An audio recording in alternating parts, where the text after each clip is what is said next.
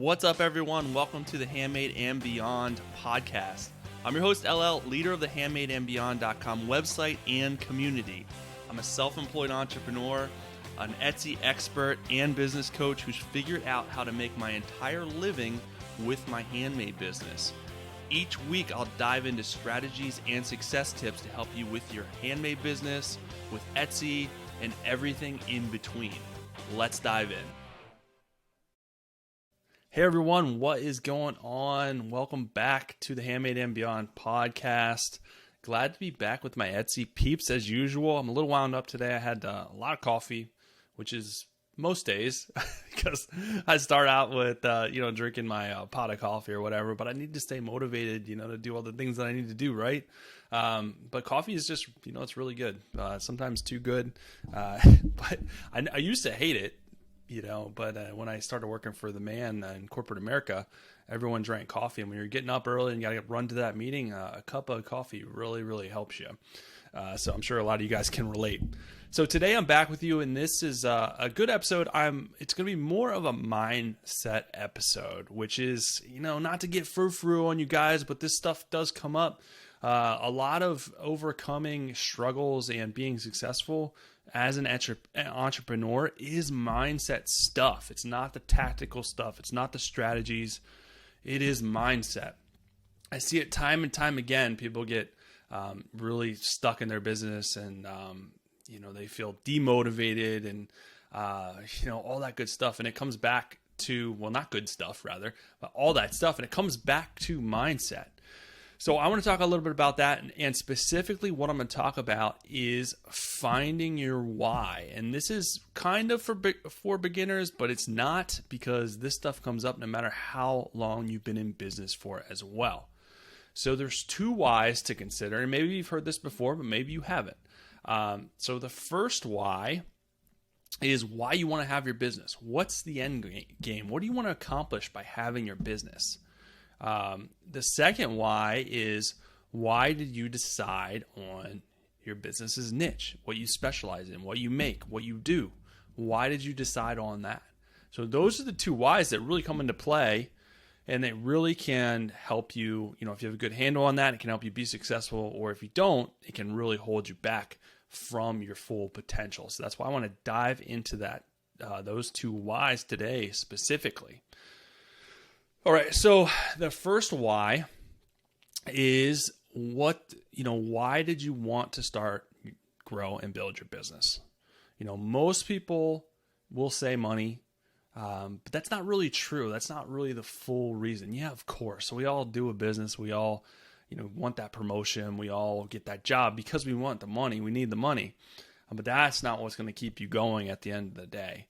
Money is a result, but it's not really the why of why you wanted to start your business, if you really think about it. So I'm going to help you dive a little bit more into that and think a little bit more on that today, so you can get a solid why, and you can come back to that when times get tough, because they will. They definitely will.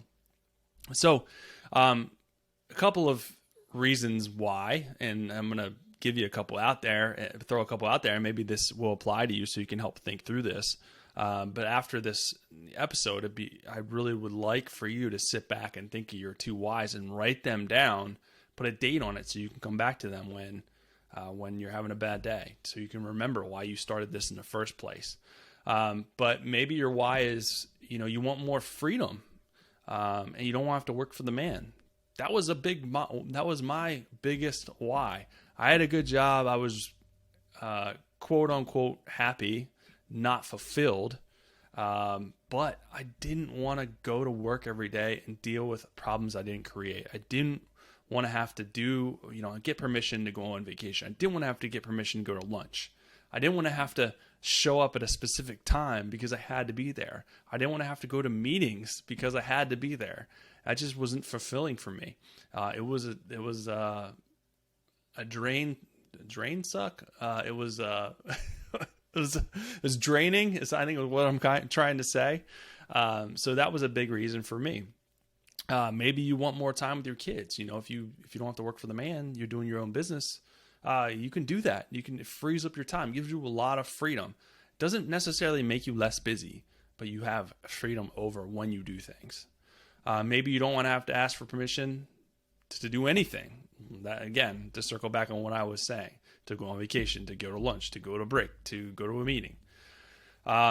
Maybe you don't have to, worry as much about paying your mortgage or your car payment. Maybe you want to make more money and have control over your money, because if you start your own business and you have control over what you do, yes, it can be hard to make money at the beginning, but you have control over what you do to make more money. If you want to do a new product line, you want to step up your marketing, you want to do more social media, you can give yourself a raise by doing those things. Where if you're working for the man, you may get a raise once a year if you're lucky, but there's no real control over that. You have, as a business owner, as an entrepreneur, more control over your finances than sometimes you may think.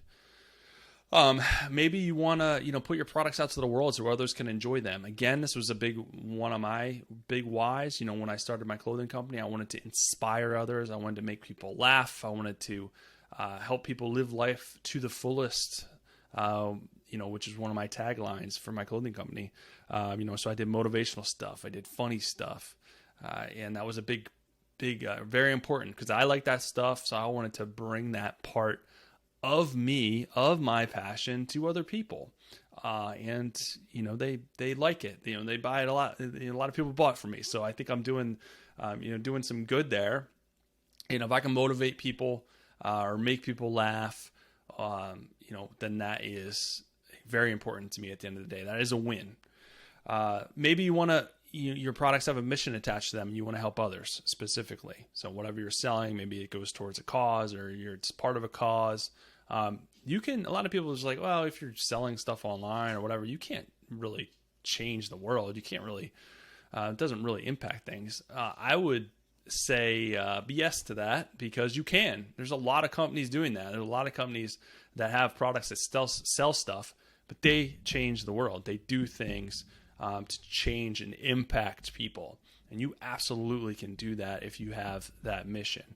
Or you can provide a service, provide stuff that people need. There's a lot of things that you can do if that is a reason for you to start your business and you have that as your why.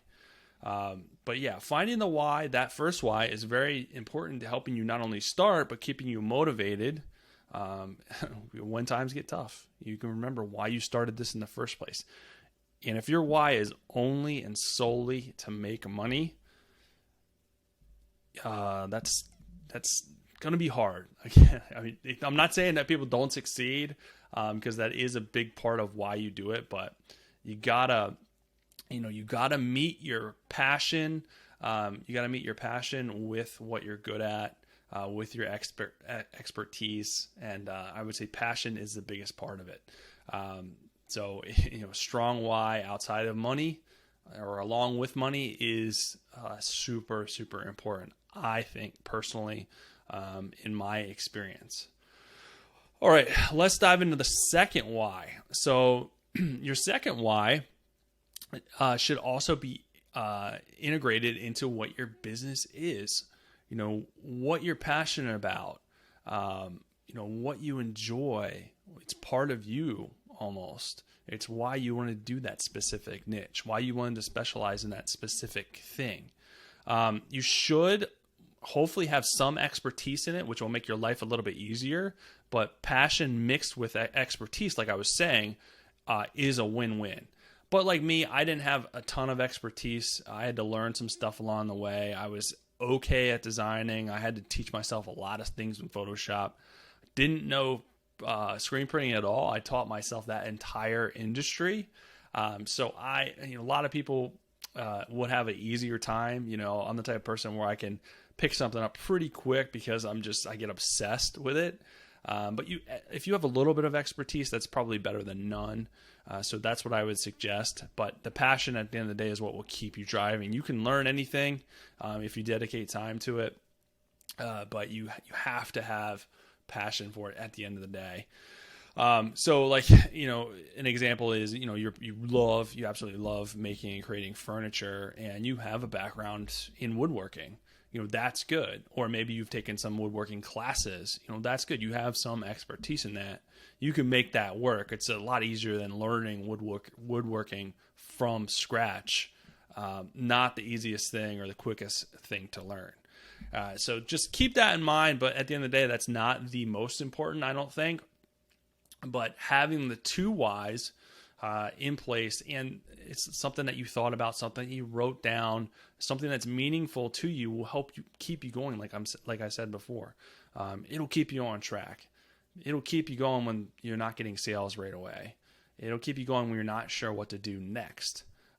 If you're not sure what to do, do something. That's better than nothing. The worst thing you can do is nothing. But if you have that mission, if you have those goals, if you have your first why of having more freedom over your time, expenses, that stuff will keep you going, keep you motivated. And at the end of the day, you will find the success. But it may take a little bit more time than you like.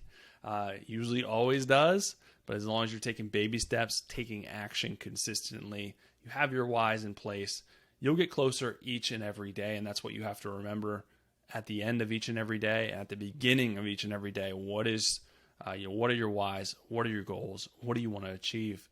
And I think that'll help you get closer each and every day. So hopefully that helps you guys out as far as tackling that stuff, whether you're starting out or maybe you've been doing this a while, and sometimes we flounder, sometimes we get demotivated. We've all been there. I've been there many, many times, and I have to give myself a pep talk sometimes.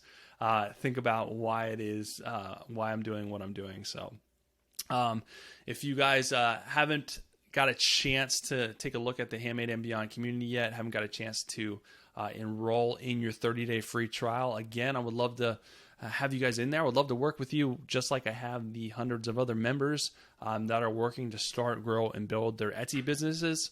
I have help for them to you guys can get any question answered any time of the day. I'm in there each and every day, live monthly, at least monthly coaching calls.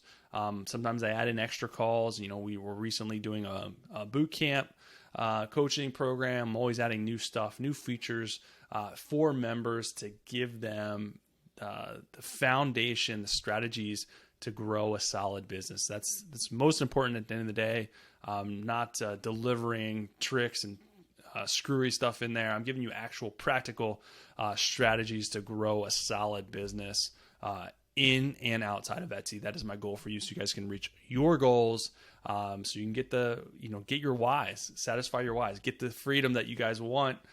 Whatever you want to achieve with your why, that's what I help you get, because your success is my success at the end of the day. So hope to see you guys in there for that 30-day free trial. If not, no worries, no harm, no foul. Either way, I'll be back next week with another awesome episode for you guys.